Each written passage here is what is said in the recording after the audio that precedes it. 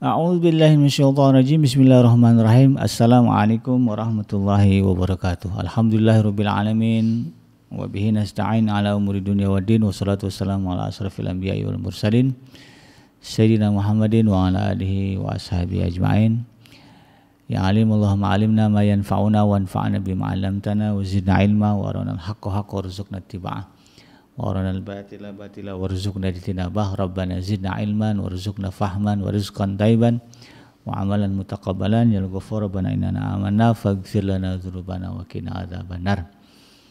Amma ba'd. Alhamdulillah, segala puji dan syukur adalah milik Allah Tuhan semesta alam yang telah menciptakan kita, dan karena rahmat ya dari Allah Subhanahu wa taala, alhamdulillah kita kembali berjumpa di channel ya iDream TV ya, dalam program Keluarga Muslim ya, di mana insyaallah kita akan belajar ya, mencari tahu apa saja yang kira-kira harus kita lakukan, kita penuhi sebagai bagian dari keluarga ya, apakah suami, istri, orang tua, mertua ya, atau kita yang menjadi anak ya, untuk kemudian mewujudkan ya rumah tangga yang sakinah, mawaddah dan warahmah, sehingga kemudian seluruh ya anggota keluarga itu kembali dipertemukan Allah Subhanahu wa taala di jannahnya Allah Subhanahu wa taala. Itu ya harapan kita. Tidak lupa kita baca salawat dan salam, Allahumma shalli ala sayyidina Muhammad wa ala ali sayyidina Muhammad. Assalamualaikum ayuhan nabi wa rahmatullahi wabarakatuh. Semoga Allah terima ya salawat dan salam yang kita baca dan dilimpah curahkan kepada para nabi ya, para rasul ya, wabil khusus Rasulullah Muhammad sallallahu alaihi wasallam, dan semoga kita termasuk ke dalam kelompok orang yang akan berbahagia ya, ketika berjumpa dengan Allah nanti di yaumul mahsyar, dijauhkan dari siksa api neraka oleh Allah, dimasukkan ke dalam surga ya, oleh Allah Subhanahu wa taala, dan dipertemukan juga oleh Allah dengan Rasulullah Muhammad sallallahu alaihi wasallam di tepi sebuah telaga yang sangat indah, di bawah sebuah pohon yang sangat rindang insyaallah ya, amin ya rabbal alamin. Sahabat hadirin yang dirahmati Allah, di dalam program Keluarga Muslim kali ini saya akan mengangkat satu tema, yaitu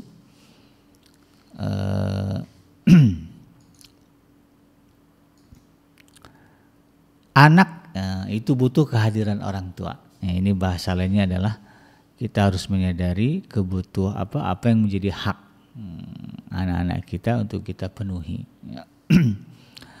Nah, hal ini ya sahabat hadirin yang dirahmati Allah ya, sering tidak disadari oleh orang tua ya, terutama orang tua di perkotaan ya, karena kesibukan mereka mencari nafkah ya, sehingga kemudian banyak ya anak-anak yang ya, tidak merasakan kehadiran orang tua mereka ya, apalagi kalau kemudian ya Allah titipkan rezeki yang lebih gitu ya, banyak uang gitu, maka kemudian banyak anak-anak ya yang kemudian justru dibesarkan oleh asisten rumah tangga ya, dibesarkan oleh ART, bukan ya salah ya, tetapi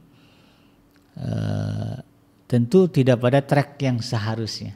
Nah, itu ya. Tidak pada track yang seharusnya, karena dalam bicara kondisi normal ya anak-anak itu harusnya dibesarkan oleh kedua orang tuanya, ayah dan ibunya, bukan oleh orang lain, kecuali kondisinya tidak normal ya, misalnya ya memang karena apa ya, karena masalah kesehatan ya, sehingga anak tidak bisa itu ya, harus tidak bisa tinggal dengan orang tuanya ya, diungsikan dulu ke gunung gitu ya, ke kampung neneknya gitu kan ya, bisa aja kan, atau kemudian ada tujuan-tujuan ya yang lebih mulia dari itu ya, misalnya kayak dalam kasus, bukan dalam contoh lah ya, kayak kita tahu ya bahwa Rasulullah Muhammad SAW itu ketika beliau lahir ya, kemudian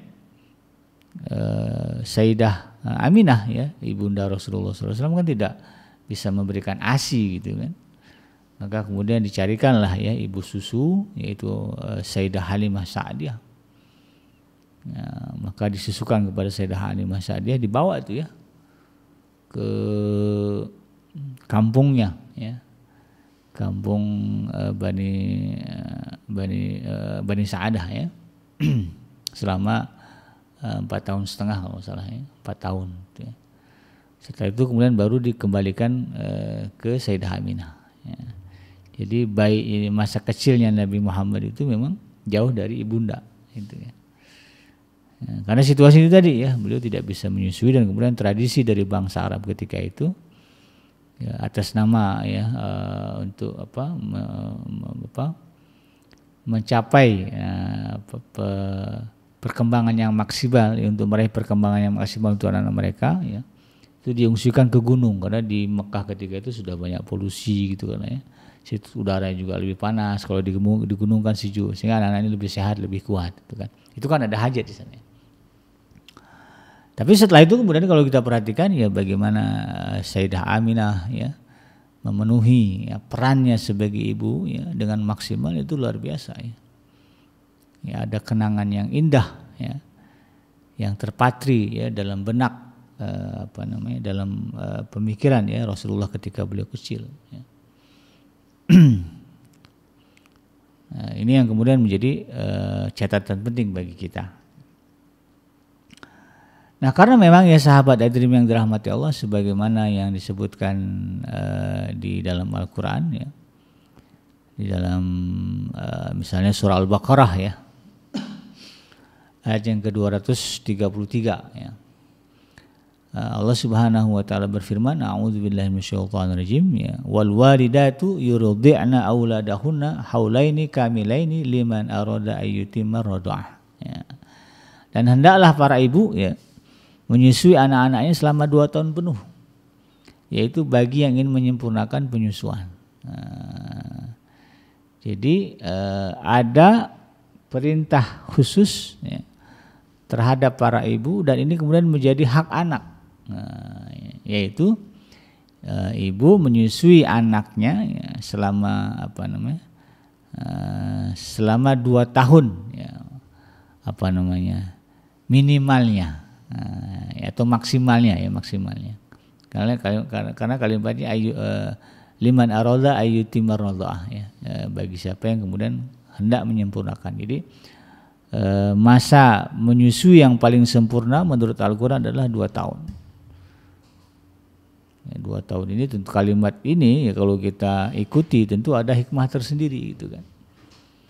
Ada keutamaan tersendiri bagi kita bagi Anda para ibu ya, para orang tua di dalam menyusukan di dalam membesarkan anak-anak ya. Banyaklah ya kajian-kajian saintifik ya tentang perbedaan ya anak yang kemudian disusukan secara sempurna oleh ibunya dengan anak-anak yang tidak ya. Dari segi kecerdasan, kemudian ikatan emosi dan sebagainya, itu lebih baik ya, lebih kuat ya anak-anak yang kemudian disusukan secara sempurna oleh ibunya selama 2 tahun. Dan di satu sisi ya ayat ini juga kemudian menjadi clue atau petunjuk bahwa anak memiliki hak dari kita orang tuanya. Lebih dari sekedar menyusui, sebetulnya anak punya hak untuk merasakan kehadiran ibunya. Ya, merasakan kehadiran ibunya. Sehingga ini harusnya menjadi kesadaran ini ya bagi para ibu gitu kan. Ya, bahwa anak-anak ini yang lebih dibutuhkan oleh anak-anak ini ya, adalah kehadiran ibu mereka. Kehadiran ibu mereka. Jangan sampai kemudian atas alasan yang sebetulnya bisa atas alasan yang sebetulnya tidak artinya alasan yang sebetulnya itu bisa dicarilah ya solusinya begitu. Lalu kemudian dia mengabaikan hak anak.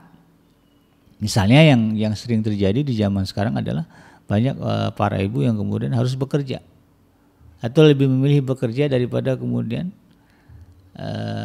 di rumah ya untuk membesarkan anaknya atau hadir di tengah anak-anak dia. Ya tentu dengan alasan ekonomi lah, tuntutan ekonomi gitu, di mana ya sekarang kan di zaman di perkotaan ini ya, biaya hidup tinggi gitu kan. Lalu kemudian suami juga nafkahnya pas-pasan gitu kan, ya, gajinya pas-pasan, maka kemudian banyak para ibu yang kemudian memutuskan untuk bekerja dan meninggalkan anak mereka, ya, meninggalkan anak mereka untuk mencari tambahan, ya, tambahan penghasilan.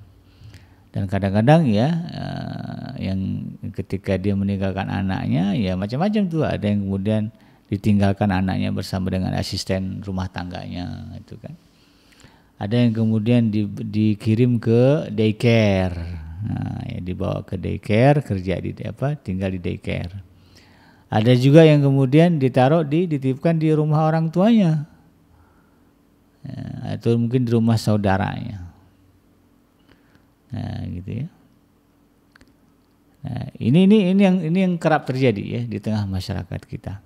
Nah, kalau berbicara normalnya, ya, kalau berbicara garis yang telah ditetapkan di dalam Al-Quran, justru harusnya anak-anak ini ya anak-anak ya dalam artian usia mereka masih bayi sampai usia mereka kira-kira sudah mengerti ya situasi dan kondisi, ya, sudah mengerti mana yang baik mana yang tidak. Nah, itu ibu menjadi menjadi sosok yang sangat penting untuk berada di samping mereka. Makanya kemudian dalam pendidikan Islam ya sering disebut ya istilah madrasatul ula, ya, bahwa ibu itu adalah sekolah pertama bagi anak-anak mereka. Itu kan. Sebetulnya kalimat itu bukan hanya sekedar peran pendidikan orang tua oleh ibu kepada anak, tapi lebih kepada kehadiran. Ya. Hadirnya seorang ibu ya, di sisi anak-anak mereka ketika mereka masih kecil, ini adalah hak bagi anak-anak. Dan ketika hak itu tidak diberikan, ya lazimnya orang yang haknya tidak dikasih akan ada masalah. Akan ada pergolakan, ya, akan ada ketidaknyamanan, akan ada ganjelan-ganjelan dalam diri anak yang kemudian akan mereka tunjukkan kepada orang tua. Ini kalau zaman sekarang misalnya kan karyawan gak digaji gitu ya, atau ada hak yang dilalaikan oleh perusahaan, lihat deh. Ya, pertama kasak-kusuk ya, jadi gibah, jadi omongan, ya, kemudian jadi isu, lalu kemudian ada pergerakan tuh demo, ya mogok kerja lah, apalagi ujung-ujungnya sebetulnya menyusahkan perusahaan. Itu fitrah manusia. Anak juga kurang lebih sama. Ketika kemudian dia merasa haknya tidak diberikan oleh orang tuanya, ya, dalam hal ini ibu gitu kan. Ya, karena ini penekanannya kalau berbicara di sini adalah ibu gitu kan ayat ini ya. Jadi kewajiban utama seorang ibu yang pertama adalah menyusui, ya, hadir menyusui anaknya, ya, hadir di tengah anaknya, hadir di samping anaknya yang ketika itu masih perlu menyusui. Nah, maka kemudian ya, ketika hak itu tidak diberikan, nah, itu akan ada tuh ya. Pergolakan-pergolakan, perubahan-perubahan sikap pada diri anak yang pada akhirnya kemudian akan tertuju kepada ibunya, tertuju kepada orang tuanya. Ya, tiba-tiba anaknya sering ngamuk, ya, sering tantrum, ya. Kenapa? Ternyata ibunya memilih kerja. Ibu biasanya ada anak ibunya ada di rumah, tahu-tahu kemudian ya satu hari ibunya harus pergi kerja. Ya. Nanti itu ada kan perubahan sikap anak. Kadang dia merasa ada yang hilang, ya, ada haknya yang kemudian diabaikan.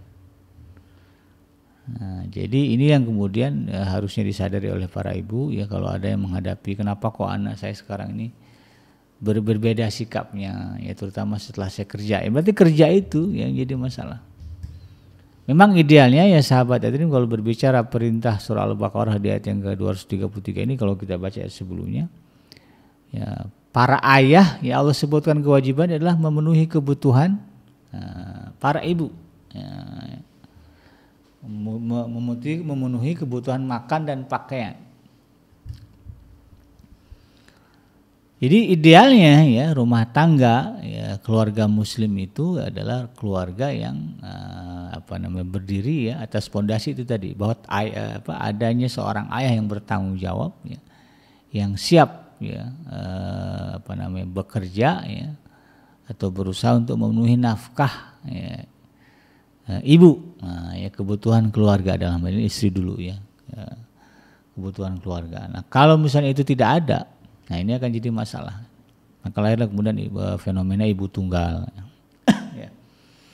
Atau istri yang kemudian bekerja karena suami nggak bisa kerja ya. Dan mirisnya lagi di zaman sekarang banyak perusahaan-perusahaan yang justru lebih memilih ya perempuan sebagai pekerja, seperti misalnya di perusahaan-perusahaan garmen ya, atau pabrik-pabrik banyak itu ya. Saya lihat kalau di Bekasi atau di daerah mana itu banyak pabrik-pabrik yang justru ya lebih banyak mempekerjakan perempuan.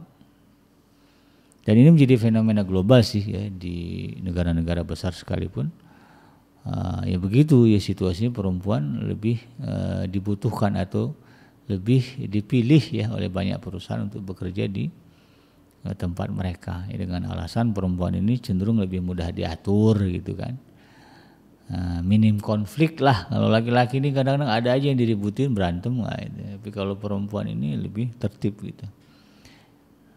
Kayak misalnya di ya kota-kota berkembang di Indonesia ya yang banyak-banyak industri itu ya, pekerjaan itu lebih banyak diisi oleh kaum perempuan. Yang laki-laki ya akhirnya kan jadi susah, yang nganggur gitu kalau di kampung dia. Apalagi nggak ada skill gitu kan. Nah ini juga jadi persoalan. Nah sebetulnya kalau pemerintah kita ya, kalau kita bicara pemerintah ya, kalau ingin membangun sebuah negara yang kuat, maka yang kayak gini-gini justru harus diperhatikan, ini diatur oleh undang-undang. Kuota untuk pekerja ya, itu diutamakan untuk laki-laki ya, bukan perempuan. Ya, karena persoalan-persoalan yang muncul juga katakanlah dengan alasan kayak tadi itu ya, perempuan lebih bisa diatur, minim konflik. Itu kan sebetulnya bagaimana manajemen aja gitu ya. Kalau perusahaan manajemennya bagus ya, ada manajemen konflik dan sebagainya, nggak ada masalah itu kan. Jadi negara terjun juga ya, turun juga begitu. Nah, karena itu kemudian sahabat ayat yang dirahmati Allah, dalam kondisi kita sekarang ya, ketika situasinya ya tidak seperti yang kita bayangkan gitu kan. Kita dihadapkan dengan situasi ya, kebutuhan yang meningkat ya, sehingga kemudian memerlukan kerja ekstra ya, itu kan. Di satu sisi ya, ibu ya, Anda sebagai ibu punya anak yang masih kecil. Ini akan jadi dilema gitu kan. Ayah tidak mampu memenuhi secara maksimal kebutuhan keluarga, sementara ibu punya potensi untuk itu, membantu itu. Ya di kampungnya atau di tempat dia mudah bagi dia mencari pekerjaan. Tidak sesusah laki-laki katakanlah begitu ya. Nah, tapi kemudian punya anak kecil gitu. Nah ini nih sering berbenturan, serba salah gitu kan. Nah, kalau berbicara Al-Quran maka yang lebih utama adalah itu tadi ya, tetap bertahan untuk kemudian memenuhi anak. Untuk masalah nafkah yang kurang tadi, solusinya adalah serahkan kepada Allah. Kadang-kadang yang jadi persoalan itu ya, kita bukan menyerahkan kepada Allah tapi mengeluh kepada suami. Gimana nih Abi, ayah ini kan kebutuhan kita banyak, ayah kerja nggak maksimal, tapi Umi harus di rumah jaga anak, gimana? Jadi bukan menyerahkan kepada Allah, lebih kepada komplain dan mengeluh. Ya, nggak ada solusi, Allah cuma nonton aja. Melihat kita rusuh, maka kemudian yang muncul adalah konflik. Ya, atau akhirnya anak dikorbankan. Ya sudah kalau gitu Umi kerja juga lah, itu kan, bantu Abi misalnya, bantu ayah gitu kan. anak akhirnya dikorbankan. Maka muncul masalah baru, ya anak sering ngamuk lah, ya sikapnya berubah, jadi nakal dan sebagainya. Sebetulnya kenakalan anak itu lebih kepada protes, ya. Dia protes kepada kita yang telah mengabaikan haknya. Nah, jadi oleh karena itu kemudian ya ketika kita dihadapkan situasi tadi, ya, suami ada tapi kemudian tidak mampu memenuhi nafkah keluarga secara maksimal, ya artinya besar pasak daripada tiang gitu ya.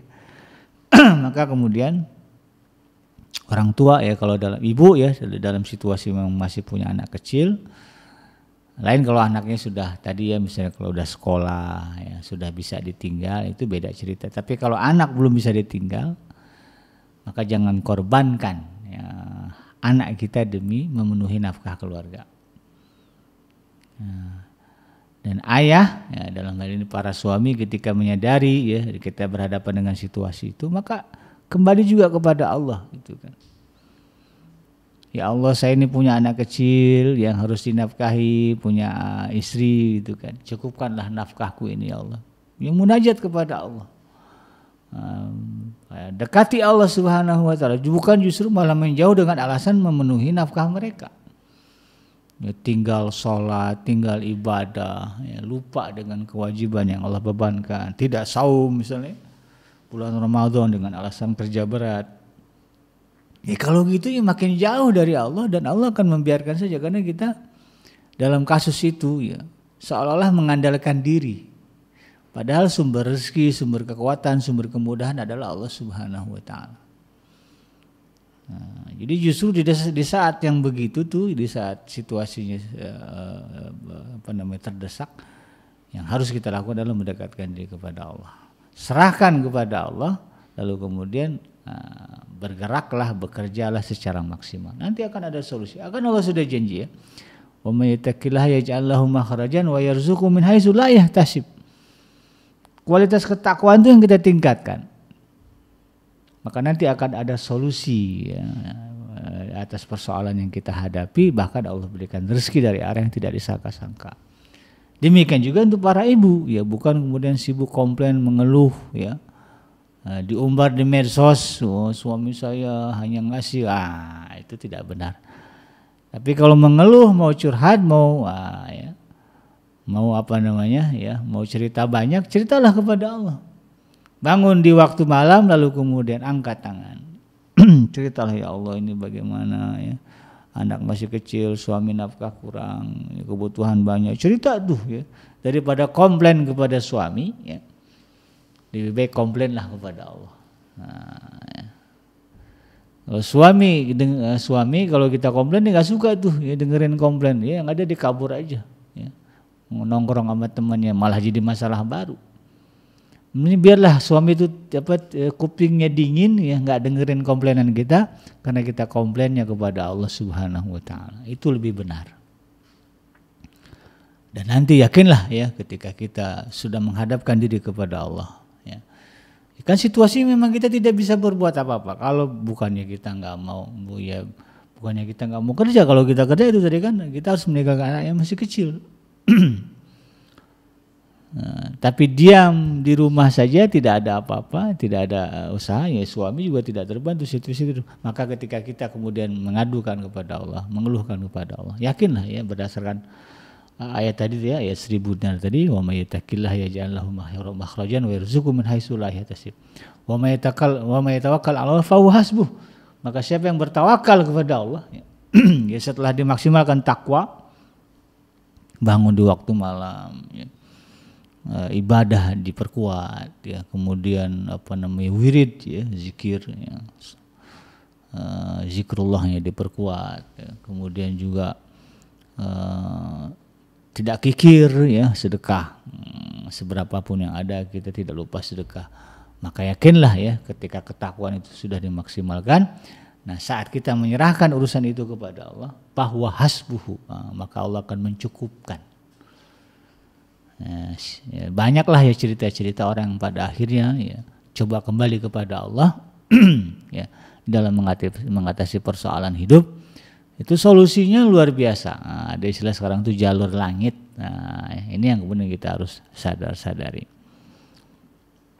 Dan ini ya, dan kalau kita bertahan dan memilih itu tadi ya, memilih untuk tetap memenuhi hak anak ya, dan kemudian menyerahkan urusan itu ya, persoalan-persoalan nafkah yang kurang dan sebagainya kepada Allah. Nah, itu sebetulnya bagian dari upaya kita memenuhi hak anak yang kedua, yaitu mendidik dia. Nah, jadi salah satu kewajiban orang tua adalah ya, ibu dalam hal ini adalah memberikan pendidikan terbaik kepada anaknya. Nah, jadi anaknya merasakan ya didikan langsung dari ibunya. Ya. Makanya banyak yang para asatidz, kiai-kiai, ulama kita mengatakan ya, kalau mau membentuk generasi yang soleh, mulai dari ibunya dulu yang soleh. Nah, ya. Maka ini bagi yang belum menikah ya, para pria ya, para ikhwah ya, kalau ingin melahirkan keluarga dan keturunan yang soleh, carilah istri perempuan yang salehah, yang baik agamanya, maka insya Allah ya akan lahir dari rahim dia ya anak-anaknya juga baik. Apalagi kalau ibunya hafiz ya, hafal Quran gitu ya, maka insya Allah nanti anak-anaknya akan diajarkan hafal Quran juga. Anak-anaknya kan banyak ya, diperdengarkan bacaan-bacaan Al-Quran. Udah punya anak begini udah nikah, udahlah nggak usah dipikirin lagi ya, konsentrasilah dengan anak yang sekarang, dengan istri yang sekarang, nggak usah mikir-mikir mau nyari lagi gitu ya. Nah, inilah yang kemudian kita harus sadari ya, sebagai orang tua, sebagai ibu terutama ya, di dalam membangun keluarga yang sakinah, mawadah dan warahmah. Insya Allah kalau itu yang kita lakukan ya, seperti yang saya terangkan tadi, maka ketentraman ini atau keharmonisan akan terjaga di dalam rumah tangga. Yang benar dari Allah Subhanahu wa taala, dan yang salah semata-mata lahir dari kealfaan dan kegelapan saya pribadi. Saya bikinnya pamit undur. Subhanaka Allahumma rabbana wa bihamdika asyhadu an la ilaha illa anta astaghfiruka wa atubu ilaik. Walhamdulillahirabbil alamin. Assalamualaikum warahmatullahi wabarakatuh.